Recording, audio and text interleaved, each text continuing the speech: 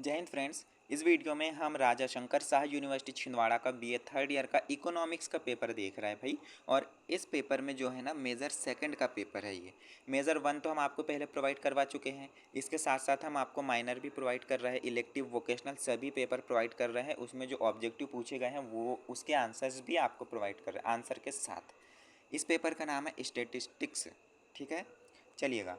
70 number का paper है, 25 number में पासिंग मार्क्स यहाँ पे है।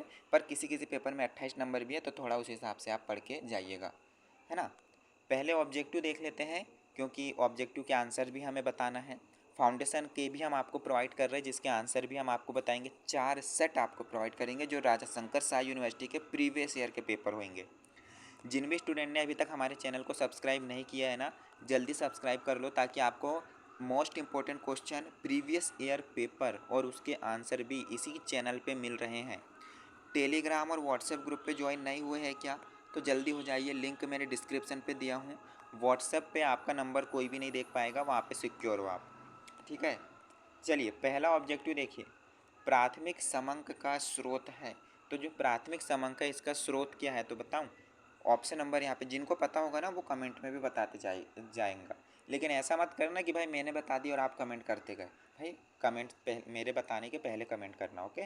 ऑप्शन नंबर डी, प्रत्यक्ष व्यक्तिगत अनुसंधान प्राथमिक समंक का स्रोत।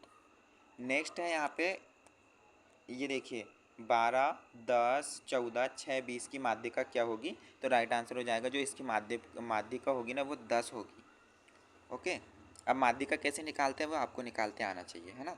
ऐसा नहीं कि भाई बीच में ये 2 होगा और बीच में ये 2 होगा, माध्यिका 14 हो गया, ऐसा नहीं होगा। ठीक है, माध्यिका निकालते आपको आना चाहिए। कार्ल पियर्सन सहसंबंध की गणना निम्न में से किसकी सहायता से की जाती है, तो बताइएगा किसकी सहायता से की जाती है। तो इसका जो राइट आंसर हो जाएगा वो होगा ऑप्शन नंबर डी। पर इसमें आपको आंसर दिख रहा है क्या, नहीं दिख रहा है। तो चलिए, हमारे पास ये इंग्लिश मीडियम जिंदाबाद है, स्टैंडर्ड डिवाइसन। तो ये थोड़ा सा ना स्टैंडर्ड डिवाइसन को आप हिंदी में मीनिंग कर लीजिएगा क्या होगा। नेक्स्ट है काल श्रेणी विश्लेषण का प्रमुख चर है। तो इसका जो प्रमुख चर है वो क्या होगा भाई, तो ये होगा समय। राइट आंसर हो जाएगा इसका समय। ओके, चलिए नेक्स्ट देखेंगे। एक पासा फेंका जाता है, 4 या 6 अंक आने की प्रायिकता क्या होगी। तो जो 4 और 6 अंक आने की प्रायिकता होगी वो होगी 1/3। ऑप्शन नंबर ए इसका बिल्कुल राइट हो जाएगा। चलिए नेक्स्ट हम क्वेश्चन देखेंगे। अब इसका जो होगा ना वो सेक्शन बी पे। सेक्शन बी में जो क्वेश्चंस पूछे गए हैं वो थ्योरिकल टाइप के क्वेश्चन पूछे गए हैं। एक क्वेश्चन 5 नंबर का है। इसी तरह से पूरा 25 नंबर का ये सेक्शन हो जाएगा। और जिन भी स्टूडेंट ने भाई सब्सक्राइब नहीं किया ना, तो पहले तो सब्सक्राइब कर लो, क्योंकि हम आपको यहाँ पे क्वेश्चन ऑब्जेक्टिव के आंसर्स भी बता रहे हैं और आपके लिए मेहनत से सारे पेपर्स लेके आते हैं भाई, है ना। चलिए, फाउंडेशन के पेपर हम आपको प्रोवाइड कर रहे हैं आंसर के साथ। सब्सक्राइब कर लेना, टेलीग्राम व्हाट्सएप ग्रुप पे ज्वाइन हो जाना। मेजर माइनर इलेक्टिव वोकेशनल सभी के इंपॉर्टेंट क्वेश्चंस आपको मिलेंगे। जो भी क्यूरीज है वो कमेंट में बता सकते हैं। तो आप क्वेश्चंस देख लें। सांख्यिकी के कार्यों तथा महत्व को स्पष्ट कीजिए। अथवा में पूछा क्या है, निदर्शन की विभिन्न रीतियों को समझाइए। ओके, चलिए यूनिट सेकंड देखिएगा। अपकिरण क्या है, इसकी माप की रीतियाँ स्पष्ट कीजिए। और अथवा में पूछा गया है निम्न सारणी में भूइष्ठक ज्ञात कीजिए। तो कीजिएगा भाई, ये सारणी है, इसके भूइष्ठक ज्ञात कर लीजिए आप। क्योंकि मैं तो आर्ट का स्टूडेंट हूँ नहीं, है ना, तो मुझे इसके बारे में ज़्यादा नॉलेज नहीं है। तो आप थोड़ा सा क्या है ना, क्वेश्चंस में बता दे रहा हूँ, आप पढ़ लीजिएगा। ओके, फिर पूछा गया यूनिट थर्ड से सह संबंध को परिभाषित करते हुए इसके प्रकार समझाइए। और इसके अथवा में पूछा गया कोटि अंतर विधि द्वारा x और y के बीच सह संबंध गुणांक ज्ञात कीजिए। किसके, कोटि अंतर विधि, किसी भी विधि से मत कर देना, जो विधि है उसी से कर लेना।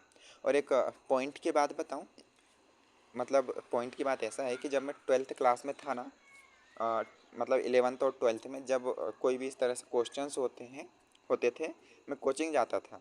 तो कहीं से भी क्वेश्चंस को पता नहीं कहाँ से आंसर लेके आता था, आंसर आ जाता था और सर को बताता था।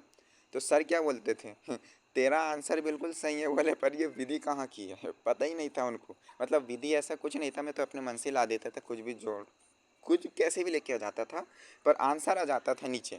वह बीच का जो था पता नहीं क्या रहता था, मुझे खुद नहीं पता रहता था और सर को भी नहीं पता होता था। तो ठीक वैसे ही यहाँ पे भी है, विधि आपको ना कोटि अंतर विधि जो पूछा गया उसी से बताना है। आंसर आप सही ला लोगे और बीच में विधि का पता ही नहीं रहेगा तो कोई मतलब नहीं। ओके, चलिए नेक्स्ट देखेंगे। सूचकांक से क्या समझते हैं, सूचकांकों की उपयोगिता बताइए। और इसके अथवा में पूछा गया है काल श्रेणी के संघटकों की सविस्तार व्याख्या कीजिए। ओके, यूनिट 5 लास्ट यूनिट है, इसके बाद हम सेक्शन सी में चलेंगे। संभावना के योग प्रमेय एवं गुण प्रमेय को प्रमाणित कीजिए, कर देना भाई प्रमाणित। और अथवा में पूछा है केंद्रीय सांख्यिकी संगठन पर टिप्पणी लिखिए।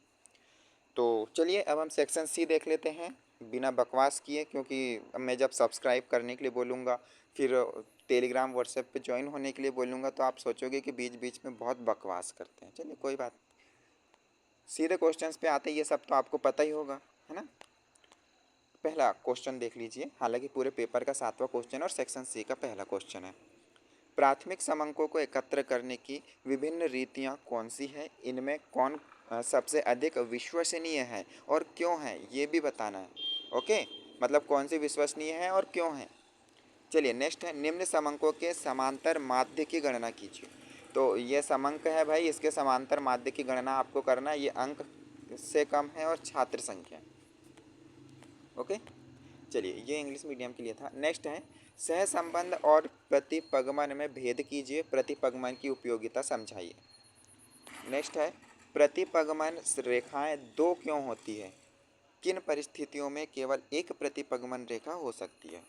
और फिर 11वें नंबर का क्वेश्चन पूछा गया है निम्न आंकड़ों के से फिशर निर्देशांक की रचना कीजिए।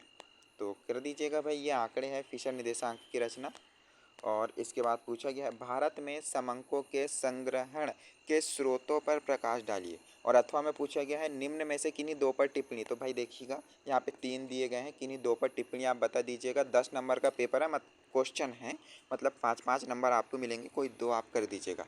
जिसमें है प्रतिबंधित प्रायिकता, उपभोक्ता मूल्य सूचकांक और एक आदर्श माध्य के आवश्यक तत्व। नेक्स्ट जो पेपर होने वाला है वो भी मैं बता देता हूँ। ये जो होने वाला है मैथमेटिक्स का माइनर होने वाला है। हमारे पास मेजर भी अवेलेबल है, मेजर माइनर रिलेटिव वोकेशनल सारे प्रश्न पत्र अवेलेबल है। बस आपको सब्सक्राइब करके रख लेना ताकि सारी इन्फॉर्मेशन आप तक पहुँच सके। फ्रेंड्स मिलते हैं नेक्स्ट वीडियो में। जय हिंद।